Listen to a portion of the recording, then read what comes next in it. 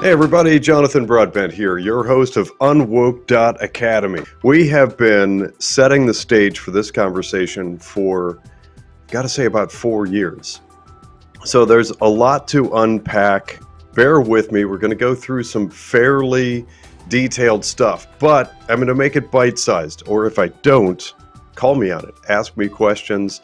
You can comment and ask questions on, what are we live on now? Rumble, X, YouTube, Facebook, and Substack. Substack works a little bit differently.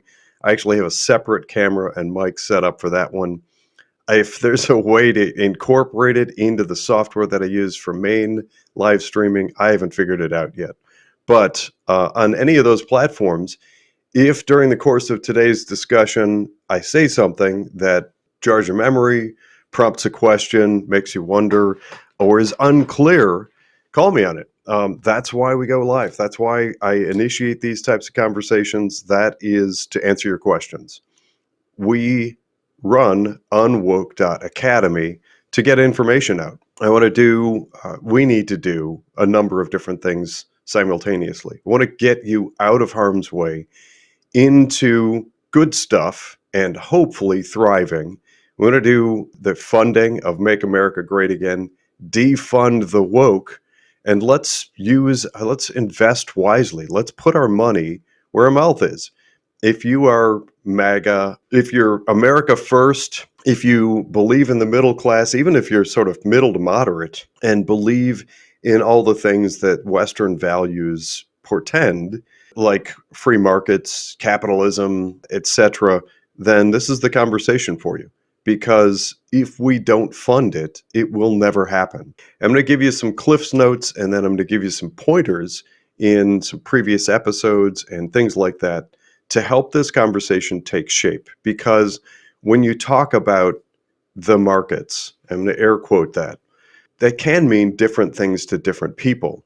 If you've ever watched mainstream legacy news or listened to NPR on the radio, you've probably heard the markets were up today, or the markets dropped and the markets were down today. And usually it's accompanied with some somber music. If the markets are down, I can actually hear it. I've heard enough through the years of NPR and things like it.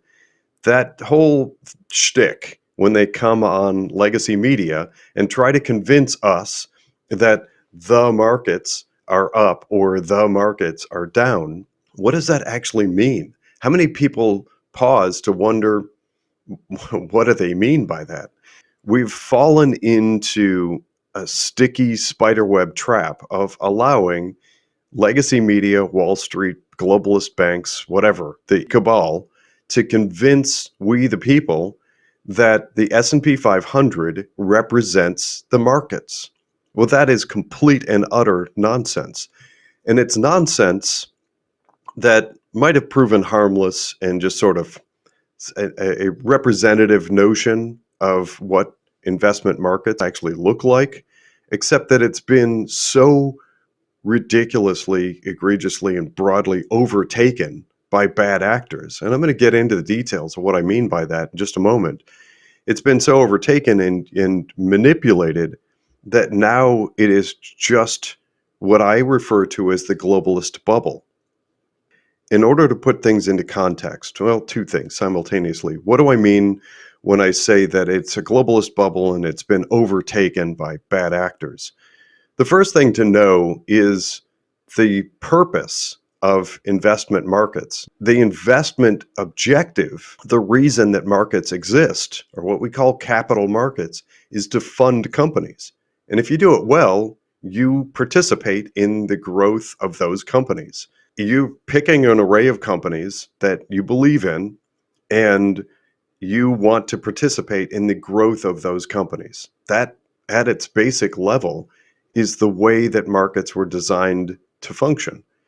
And it used to be that there were lots of small community banks, regional banks that would do lending, that would help companies to get off the ground, or if they wanted to expand or merge or buy another company or dedicate some money to research and development, they could go to the bank, or they could go public and collect public money to fund that operation. Well, pause for a minute and think about what that means to you. If you're saving for retirement in your wherever, IRA or even a brokerage account or 401k, the plan was for you to participate in those companies. And hopefully, over time, we have a vibrant economy. And that's not just US, but lots of people, especially associated with MAGA and America First and all that, are keenly focused on America, at least right now. But still, there are great companies that really need operating capital. They need cash in order to grow and thrive and be that next new thing. And even very, very large companies, ongoing, they consistently need money. They need cash flow in order to be able to thrive and continue to grow. Well, the S&P 500 is this tiny, tiny little sliver of that. It is a very small group of all those companies that are available to invest in.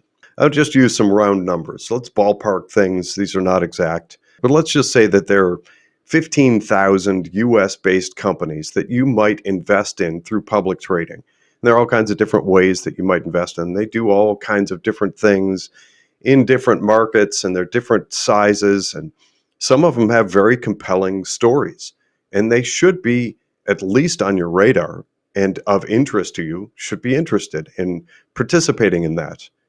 And for some people, starting a long time ago, they didn't have the time, the interest, the aptitude, the wherewithal to do any of that research and figure out which are the good companies, which are the bad companies, where should your money be invested. And so gradually and then rapidly, we, the people, we took our hands off the reins.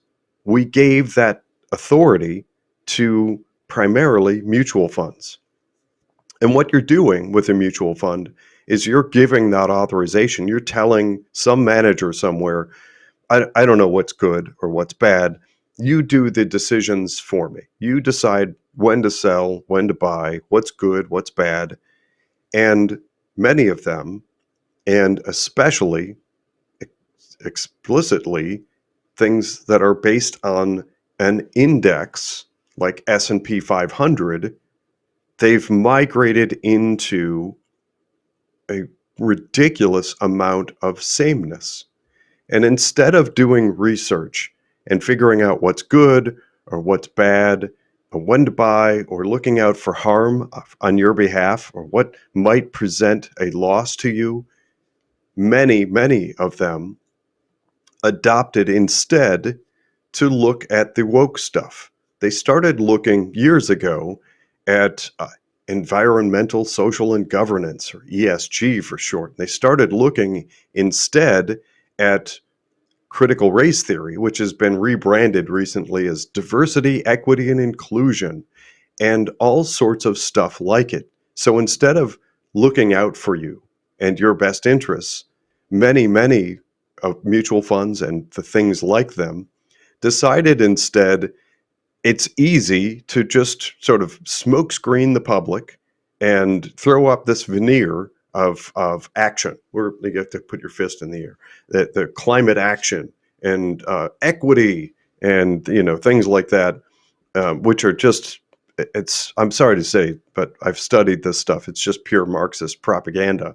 But even if you don't agree with me, everyone out there, anywhere on the political spectrum, social spectrum, whatever, will absolutely agree that if you give your money, I don't care if it's $1,000, if that's meaningful to you, or $10 million, whatever you've got, if you've worked to amass that money and you hand it off to somebody else and tell them, you make those decisions for me, I want you to decide what's good and what's bad and make the right moves.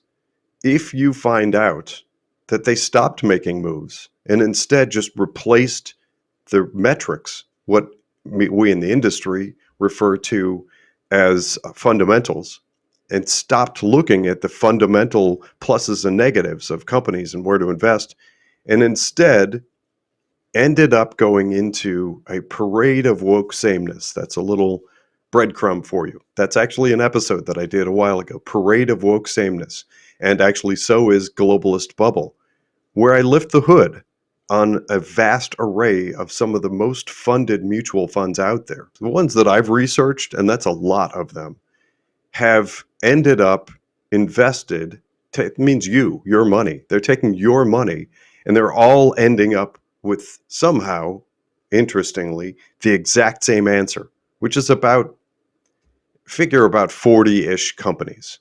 And they're all the ones you've heard of. And they have so much money right now, they don't know what to do with it.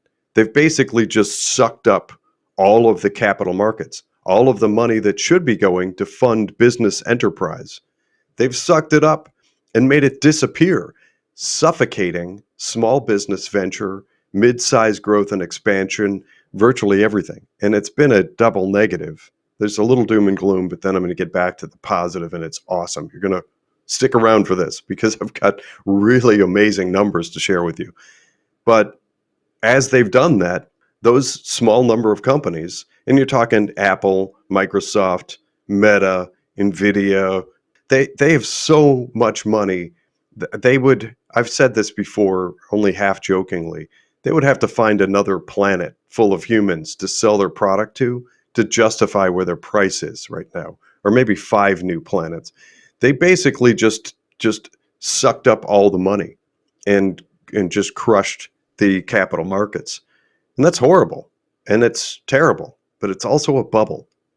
And I'll continue to argue that to my dying day. There are still people who are like, well, NVIDIA is $10 trillion a share, whatever they are now. Maybe it'll go to $20 trillion a share. It just makes my brain hurt to think that people still think in these terms. A lot of my experience and understanding, the connections that I have, the wherewithal, and the understanding comes from the fact that I worked on Wall Street. I left Wall Street years ago to oversee and report on Wall Street. In short, my background, my expertise is in institutional finance. I work in a niche within finance, but most all of it I've been exposed to. I have friends all over the board.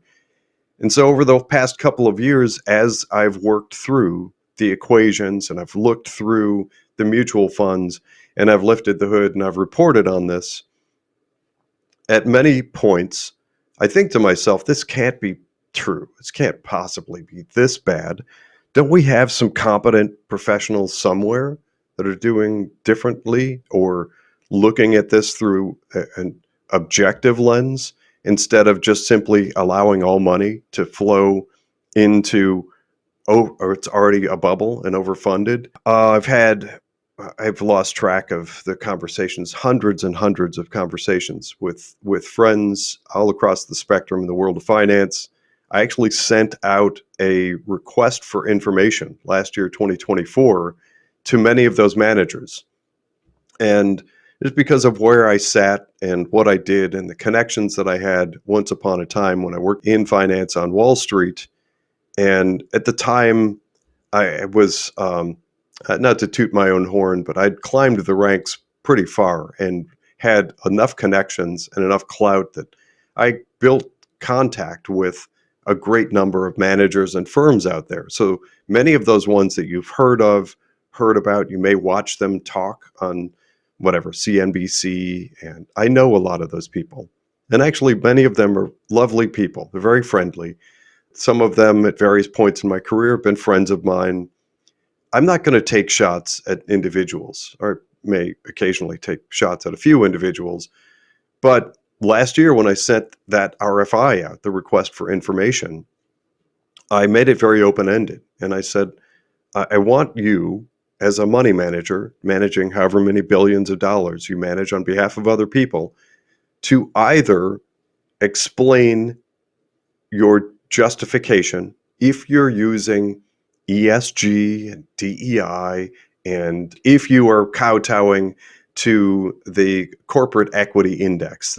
I've covered that before behind the scenes. That's the lever that big money uses to force corporations and money managers into taking woke action, which is very harmful. You've seen stuff like just collapsing market price. the stock prices of these companies, when they go woke, they end up crushed. So I asked these money managers in very polite, very professional terms, if you're using this stuff instead of fundamentals, explain it to us. What do you see? What are the metrics? What are the issues that you are trying to solve for instead of investing simply on behalf of your investors? Put another way, if you're investing money for some sort of social good, oh wait, I have to put my fist in the air. Social good. You're going to create a social hoorah. You're going to fight the power. Going to, social good. If you're investing billions of dollars for that instead of profit and funding corporations, how are you defining this fundamental shift in how you occupy your professional time? How are you justifying, you the money manager, how are you defining this change in what you are presenting as your product? Or if you're not doing the woke stuff, if you're not incorporating that, if you're not using it, then will you go on the record telling the public that you don't use that stuff and you instead just simply stick to the tried and true fundamentals, which is all the measurable stuff. It's management team, cash flow, what's called EBITDA, that's earnings after taxes, basically, and the research and development, market share, measuring a competition in markets. So those things are quantifiable. Those things are measurable. You can know what a company is doing, and you can look at their management team and you can decide, I like that company and I want some of the money to go there, or I don't like that company and I don't want my money to go there. It's really as simple as that. But these mutual funds, and I make the argument, most all of them, especially the big names, they appear to have just stopped doing any of that. If instead of doing all of that, and it takes money and time and research and work, but that's what you're paying them for. If they stop doing that, still collect the management fee, but instead say everybody everywhere should all be invested in the same basically 40 companies: Apple, Microsoft, Nvidia, Meta, Google, and a handful of other ones. If everybody on Earth is supposed to put all their money into those, what happens to free market? Well, those handful of companies, if you're on the plus side of that, if you're to the good, then they do things like giving out an average $16.7 million stock bonus in, I think it was 2024. That was a news article. That's a sign of how too much money they have. They don't know what to do with it. They're just sitting around in warehouses full of cash, just I don't know what they're doing. They're swimming in money, making bonfires out of it, for all we know. So they just have soaked that money up, made it disappear from real markets, from other companies, the ones that people like me and most of my listening audience want to invest in. They don't have any money. They're cash starved. That's where the financial PMA comes in, and UnWoke.academy. If for some reason you're somewhere where you can't post or make comment, or something occurs to you later, or if you watch a recording of this, email me at info@unwokeinvesting.com. info@unwokeinvesting.com. I will get answers to your questions. I will make a point of it, and I will keep everybody anonymous. That's what I always do. And I will answer the question publicly so that anybody else out there with that same question gets the answer. Giving sort of broad brushstrokes to bring everybody up to speed, because we have, I will assume, some new audience. I left Wall Street many years ago in order to do what's typically referred to as fiduciary due diligence on managers. That's my bailiwick. So looking at managers and evaluating them and due diligence processes for big public and private money, that's what I do. That's the institutional finance that got me recruited by Wall Street, and then I just thoroughly lost patience kind of, and in 2008, it led to me just getting so frustrated. I released this letter internally at a Wall Street based firm that was like, why in the heck are you people doing this stuff? It's awful. And you shouldn't be doing this because it's not right. And I'm pretty sure it's not even legal and it's awful. I don't want to be involved with it. And then they threatened me with lawyers and stuff, whatever. But when I left there, I left with a knowledge and understanding of what needs to happen and started kind of this drumbeat of public awareness and a lot of education. I've been all over the country from Southern California up into Maine and Connecticut and down into Georgia and most of the states in between. I've flown all over the place, training, teaching, coaching, talking to people, so all kinds of stuff, public utilities, union heads, governmental entities and organizations, nonprofits, for profits, corporations, hospitals, universities. That's what I've done for decades now. I teach people how to look through and make sure that what they're negotiating is right and their reporting is done properly, that they have managers who follow through and do what they say they're going to do. So this is stuff, this is common for me, and it's instinct at this point because I've been doing it for so long. And when instinct kicks in and I look at managers who are like, well, what we've always done, that's just completely right out the window now. And instead, we're going to social justice. Like, what? How? Just first of all, if you're managing $1 trillion, define social justice. What are you going to do? Does social justice mean that you're just going to take your $1 trillion that you invest on behalf of other people and put it in the same 40-ish companies that everybody on Earth is all investing in? Because that's not actually due diligence. That's not actually any level of intelligence or competence. It's just, that's negligence, malfeasance, and fraud and laziness. So that's where that request for information came in. I released it last year, and I got exactly 0 formal responses. I did get some phone calls. I got a couple of kind of off the record emails. I talked to a bunch of people who are very upset with where we've gotten and how far we've fallen as a nation and as the institution of capital markets and how they're supposed to be fed. But they're virtually none of them. They're very, very few, especially in the world of finance, who are willing to stand up and ask questions. I relate that or equate it to the experiences that we had with doctors and hospital systems and big pharma and COVID.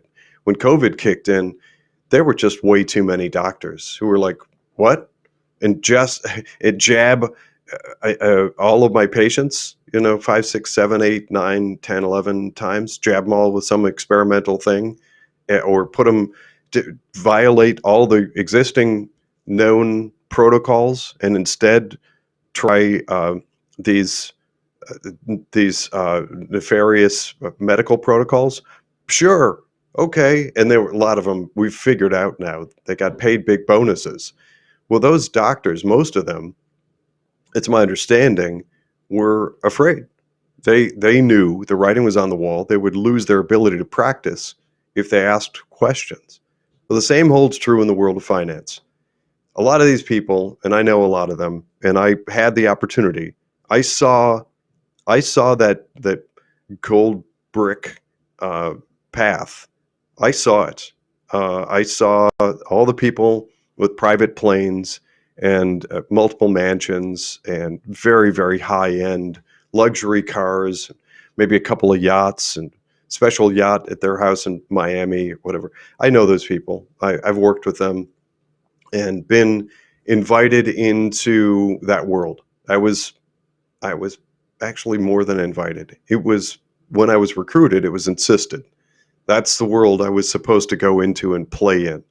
It didn't fit well in that now infamous letter that I wrote, which was the beginning of the end. That was not for me. So I want to put this whole thing into a context that I hope, makes sense. I'm a big fan of the actor Christian Bale. He's been in a bunch of things. He's my favorite Batman. I love those Batman movies with Christian Bale. Those are awesome. Christian Bale played the part of Michael Burry in the movie The Big Short. If you haven't watched that movie, go back and watch it. I've seen it twice now. I actually have it on DVD. Yeah, I'm old school. I actually have a physical DVD of The Big Short. You should go and watch that. There's a big part of the character that Christian Bale plays, of Michael Burry, that resonates. And I think that it's kind of me. I'm sorry to say, or maybe I'm not sorry to say, that the reason I'm going to go off topic here for a minute and come back again to The Big Short. The reason I'm here and the reason that you see me, and I started UnWoke, everything, all of this, my career on Wall Street, all of it started with a conversation that took place when I was young. Somebody made the observation of me that I have the ability to absorb and process mass amounts of complex detail. And add to that, I have at least some communication skills. I think I give myself a C on communications. I'm not great with people, but I try. But I do see people who are contemporary to me who really are awkward. And hopefully I'm not that bad. I try to not be a overly nerdy, awkward type.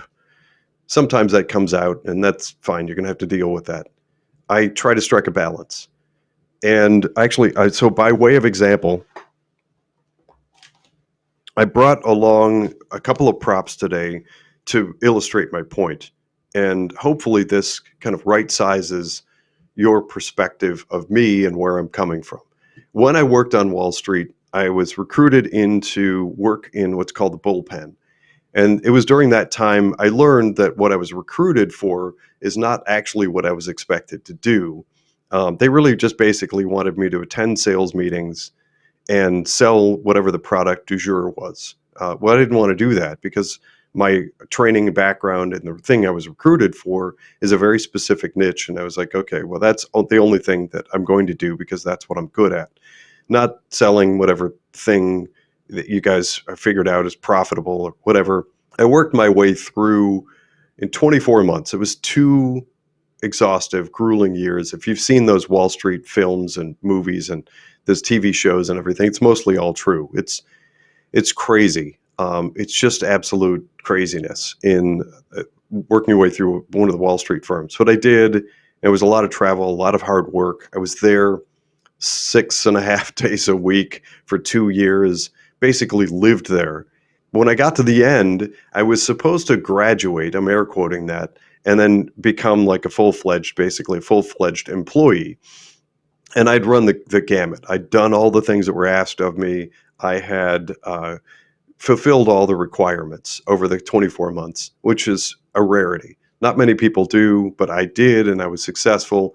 And on the final month 24, when I'm supposed to come out, graduate, and become this full-time employee, I got notice from corporate that there were 2 pieces that were missing, that I was supposed to pass what's referred to as CFP1 and CFP2.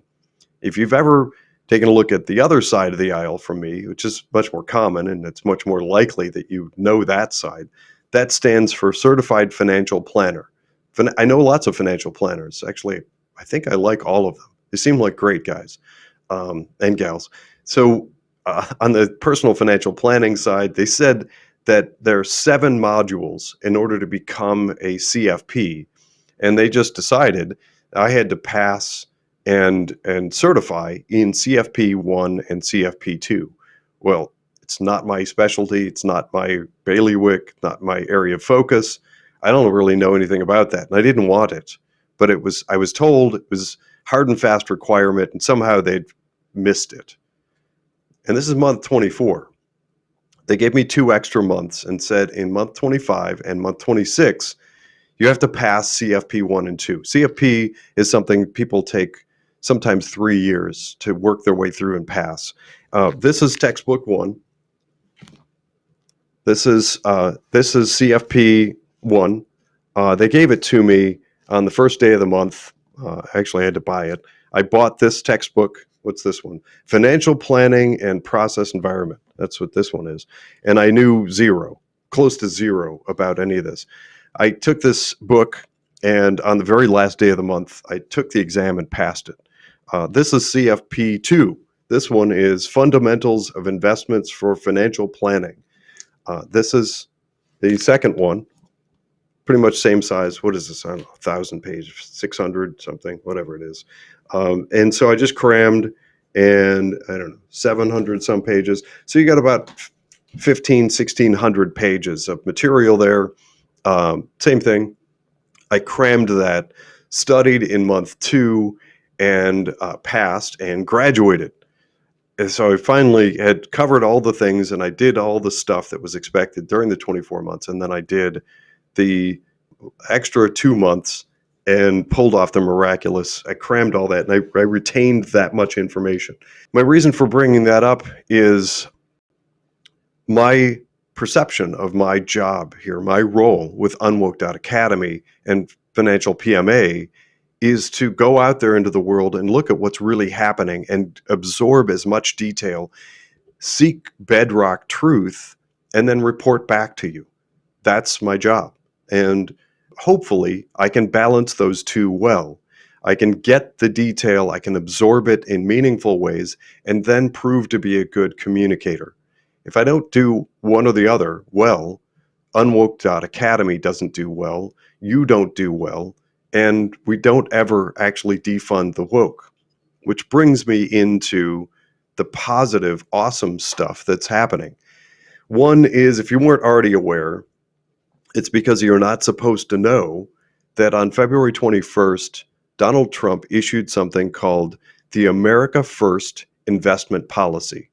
Well, investment policy statements, investment policies, that's been most of my career. Those things I know inside and out. And that finally gets back to, it pushes back on all those managers. Remember the managers that I told you I went out and asked them, request for information, define your processes. What is it you're actually doing? What social ill are you trying to solve for with your green energy, whatever, sustainable fund? What does that mean? What does it actually mean? Because my job on behalf of anybody and everybody and people's money and investing world is to make sense of it. And if you can't define it, I'm going to assume you're lying and it doesn't exist. And it's made up, it's fiction, and it's a veneer, it's a fake label that you put on your mutual fund in order to attract money. And that's not okay. Then the other part of the equation is to come on to shows like this one, hopefully do a decent job of communicating to you what it is I've found out. That's all these programs. I'm just putting it all out on the table. That's my view. That's why I do what I do, how I do what I do, and the intention of the Financial PMA and UnWoke Academy. Trump released that America First investment policy, and it says to the world, cut it out.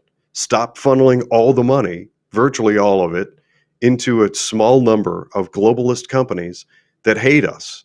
They're working really hard to destroy America and the West and crush Europe, South America, you name it. Those companies, and many times we've specifically named BlackRock, there are issues with BlackRock for sure. And they're on our list of things to avoid, generally speaking. But it's not just BlackRock. It's many, many of those firms, as I've highlighted. Again, watch that parade of woke sameness. We shouldn't be putting blinders on and ignoring all of these great, potentially good, wonderful future companies that could take off and become the next new thing, or that are doing really well, but they need a little bit more cash in order to take the next step in the growth of their company. We shouldn't be ignoring them. And since regional community-based banking is all but dead in the United States. Regulations killed them. We're it. We're the funding. We're the funding vehicle. So when you make your payroll deduct for your 401k, or you decide to do your annual or whatever, however frequently, your contribution to your IRA account, think about what that money is going toward. Are you plunking your money into Amazon, Apple, Microsoft, Nvidia, Google, Meta, like virtually everybody else on earth? If so, why? Why not think about America first? Why not fund those companies? Spread it out and diversify those assets, those investments across lots of different companies. By the way, I'm, first of all, not a fan. I do not suggest trying to day trade. Don't try and time markets. Nobody does that well. And when it comes to the questions that I typically get, should I invest in gold or silver or crypto? The answer is sure, if that's part of what you want to do and it fits you and you've done your research, but build a portfolio. Go back to what works. Our parents or grandparents or great grandparents, whatever, they did that back before the mutual funds took over everything and decided, they convinced the world, hey, let us trust us. We'll do all the investment due diligence and everything, and we'll do the voting for you. We'll vote on the board and governance, and we'll make all the votes for you. Trust us. Just give us all your money and your votes, and we'll do everything on your behalf. That's failed. That's a failed experiment, almost universally. If you care about America and the West, and you're decided that you want accountability, transparency, true due diligence, and maybe you even want to participate in funding the new economy, the freedom economy, or just basic, sane, rational companies that aren't drastically inflated in price like that small handful. There's so much money. It's unsustainable. Talk about sustainable funds. They're quote unquote sustainable funds. They're the opposite. This is actually referencing an economist I listened to a couple of months ago, and I listen in on a lot of programs. In this one, there was an economist that made the comment, if you believe in the current stock price, the valuation of Apple, then you believe we will all drive Apple vehicles, live in Apple homes, wear Apple devices, and stream Apple services. It's ridiculous. They're not really even making all that much effort that I see to develop any new products or services. They're just sitting around trying to figure out where the next $1 trillion should get spent. They can't spend it fast enough. There's so much money. Which brings me to the concern. That's the globalist bubble element. If I'm right, and still waiting for anybody to show up to argue that I'm not, people ask me, when do you think that bubble would be allowed to burst? Or when do you think it's likely that the bubble would burst? And my answer is just before the next midterm elections, 2026. I think we have between now and 2026 to address the overvalued stocks that are represented in things like the S&P 500, and maybe consider refocusing some of your investment efforts into great American companies and companies elsewhere, all over the world, that aren't woke, that aren't part of the globalist cabal, that are just simply doing the right things, developing good products, have good services, and they're tangible, you can see them. And here's an example. So the Private Membership Association, I developed that again as a response to the egregious data mining that I see from regulators and from Wall Street, the world of finances. If you think your smartphone is data mining you, you haven't seen finance. It's way worse than your cell phone or even K through 12 education. The data mining that takes place there of children is painfully awful. But we started the Private Membership Association to try and eke out an environment where people can interact financially with hopefully the greatest degree of privacy possible. But in addition to that, we are a membership-based association where we encourage each other and we talk about trades and we talk about companies and what's good and what's bad. And all this whole conversation is just, this is a snippet of the conversation that takes place in the Private Membership Association. So clarifying that, if you watch UnWoke.academy, all the stuff that I put out there, all the detail, all the information, all the research, it's all public.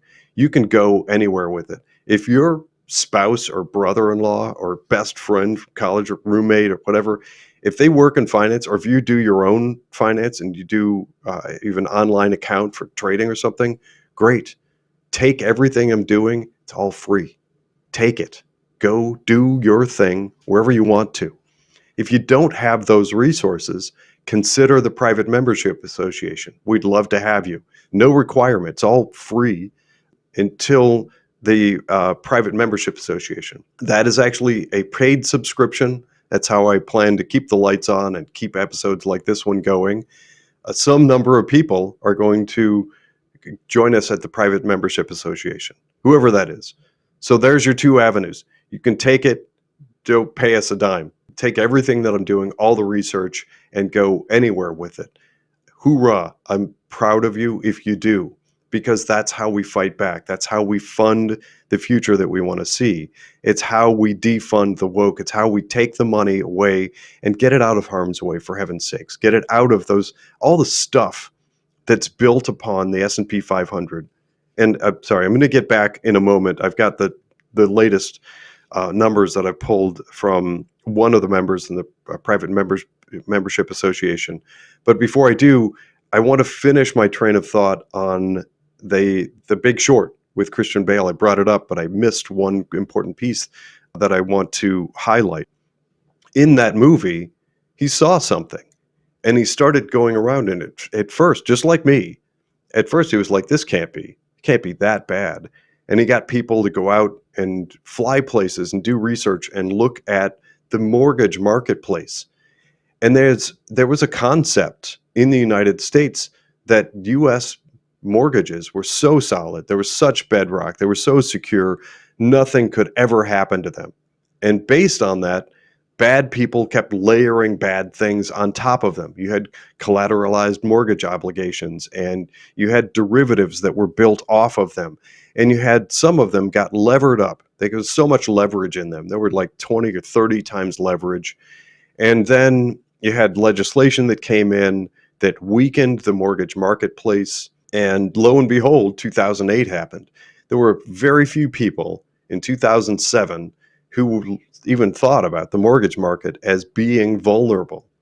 I'm telling you, and the purpose of today's program is to tell you the S&P 500 it's absolutely vulnerable. It's beyond vulnerable. It's an inflated, ridiculous bubble. I've made that argument, and I'm still, again, I'm just going to keep saying over and over, I'm waiting for somebody to show up to try and argue that I'm wrong. Nobody does. Nobody will. I've volunteered. I've offered for years. My RFI that went out to all those managers last year was a perfect opportunity for any of them to come back and explain to me why, instead of doing due diligence and fundamentals, that they felt justified in steering preposterous amounts of money into the same small number of companies, overfunding them. The similarities, I may actually watch it a third time, because over the past couple of days, I've gotten really stoked about this, The Big Short, and just what they went through and the similarities. It's nearly identical in my book. It's another crumbling tower where I can point to it. I can see the price to earnings ratios. I can see, sure, there are people out there and these paid mainstream legacy media broadcasts, it'll tell you that, oh, sure, it's reasonable. You should probably even put more money into it. That the price to earnings ratio, oh, sure, that's reasonable. I think that they would say that if it were in, I don't know, 5 figures. If you know what price to earnings ratio is, that'll make sense. So what's the alternative? The alternative, I've had it up here on previous episodes. I've showed you in a list of portfolios that we've built of companies that we have confidence in, that have met our non-woke screens, if you will, run them through a bunch of different metrics. And we publish information and data for lots of companies. And we call out the woke. I've done special focused things on Costco and what was the other one? Tractor Supply, and a whole bunch of them. All those companies that fought Twitter, now X, and tried to crush our First Amendment free speech rights. I did exposés on lots of those and who owns them. So I call out the woke, and I also we research and publish and report on the ones that we think are not woke. And the purest, easiest, simplest way to build a portfolio that you know isn't funding the woke is getting into a stock portfolio. There's some managers out there that are good. A couple of them have been guests on our program. Like that whole program we did where Justin Bernier from National Security Index was a guest. Go back and watch that one. It's a great episode that focuses on not funding our enemies, like the Chinese Communist Party and their military expansion. So go back and watch that episode. So in one of those that I listed, and I just showed for one particular member of the Private Membership Association, the Financial PMA, for this woman who decided that she wanted to come and join us as a member. We started trading in her account on October 8th of last year. So not even a year. October 8th of last year, we put the trades in on 40 different companies we bought a little bit of in different increments. In this portfolio, I've said this a bunch of times, I'm keeping track of what happens in this one portfolio. I picked this one because I actually personally was involved in this one through July 31st, just a few days ago. The average gain in that portfolio was 51.38%. Her long-term unrealized gain, her gain on her investment, is 41.05%. The reason there's a difference there is we didn't do the same amount of cash into each investment. Some had a little bit more, some had a little bit less, based on the share price and number of shares that we wanted to buy. The amount that her investment portfolio has gained in 9 months is 41.05%. If you agree with me that the S&P 500 is fiction, it's fictional, and it's fiction with tons of stuff built off of it, like these index funds and indexed annuities and all of this stuff, then that's an environment where, in my book, it's not ripe for collapse. I think it has to. And I think personally that the political capital, the crushing political blow to let that collapse just prior to the midterm 2026 elections, and then try and hang that albatross around Trump's neck and call it the Republicans and say, oh, the Republicans did these terrible things and look at their tariffs crushed that. That's complete predictable lie that I think is coming next year. Facing the difference between trying to use the S&P 500 as if it isn't fiction, as if somehow you think that that's just going to continue to go up forever, like in 2007 people in the mortgage markets thought.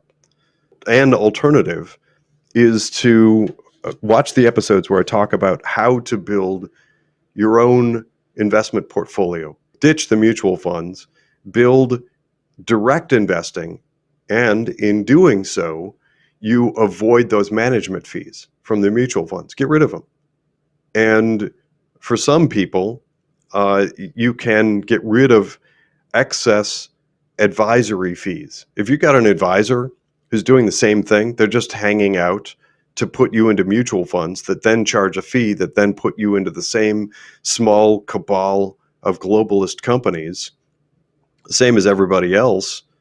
Why pay all those layers of fees? Why not get rid of those? By the way, there are great financial advisors out there. And we actually struck a deal with Matt and Drew. Watch those episodes where I've interviewed Matt and Drew. We now actually have a commercial that Matt and Drew have made. Stay tuned for that. I haven't released it yet. But Matt and Drew over at Inspire, we have a deal. If you end up liking them and work with them, some amount of whatever they make comes back to fund UnWoke, which is awesome. There's no obligation. First thing they're going to do for you for free is do an impact report, show you the impact that your portfolio is having. Go get that for free. No obligation. They want the opportunity to meet some of our UnWoke audience. But wherever you go, financial advisor or no financial advisor, know what you own, know that you're not funding the woke. I see a lot of the 2008 mortgage issue in things like what's happening now with the S&P 500. It feels like history repeating, and there is a big part of me that, in those scenes where he's just sort of waiting for the shoe to drop, and people are asking him like, okay, we keep predicting a market collapse. When is it going to? Why didn't it happen? And he just kept telling him it's going to happen. And he did his research. He kept researching. He stuck to his guns. I don't want to give too much away for anybody in the audience who hasn't seen the movie, but go watch it. Thanks everybody for coming in and joining the discussion today. Please do share this out. Click the like button, make comments, share it. We need to get this message out to more people. The resources, I put tremendous everything. I've put everything I've got into UnWoke.academy. All my time and energy, my money, my heart, my soul.